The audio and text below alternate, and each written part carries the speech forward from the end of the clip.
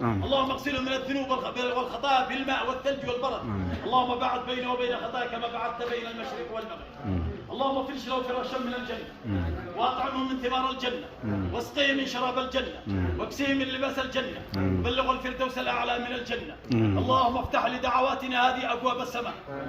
اللهم افتح لدعواتنا هذه أبواب السماء. اللهم افتح لدعواتنا هذه أبواب السماء. اللهم ارحمه رحمة الأبرار. اللهم ارحمه رحمة الأبرار. اسكنه الجنة وأجره من النار. اللهم اربط على قلوب والديه وزوجته وأولاده صبرا. اللهم اربط على قلوب والديه وأهله صبرا يا رب العالمين. وارحمنا إذا صرنا إلى ما صار إليه. آمين اللهم آمين.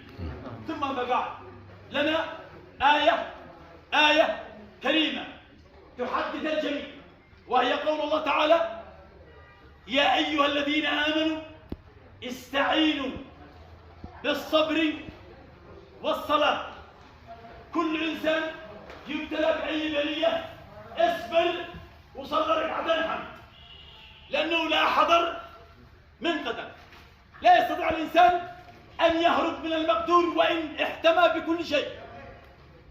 أينما تكونوا يدرككم الموت ولو كنتم في بروج مشيدة. لا إله إلا الله.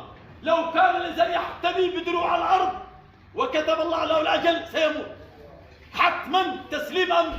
ولذلك الله تعالى قال: ولنبلونكم بشيء من الخوف والجوع هندين ونقص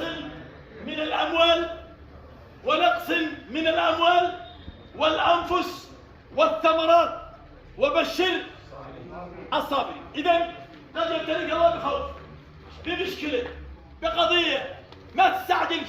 لبعض الناس على أبسط الأمور يروح يقتل، على أبسط الأمور يروح يعمل لك نثرة بدل ما كان مشكلة على 10,000 وبعدين يشتري يغطيه ما يستطيع يغطيها.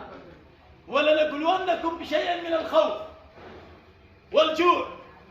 قد يقل مالك، قد ربما تتعطل من الأشغال، قد ربما ما بش معك مال، قل ماله، فلا تسخط على الله. لا تقول له يا ربي على دي لما وانا ما عملكم معك. لان بعض الناس عنده سخط، لما هو فلان ما سكر بطرة ودي تدلها الرزق تقول سائل. لا معلش المسألة عندك هكذا، لأن الإنسان ساخط.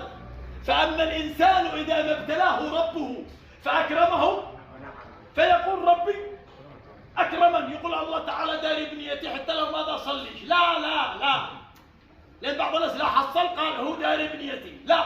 وأما إذا ما ابتلاه فقدر عليه رزقه فيقول ربي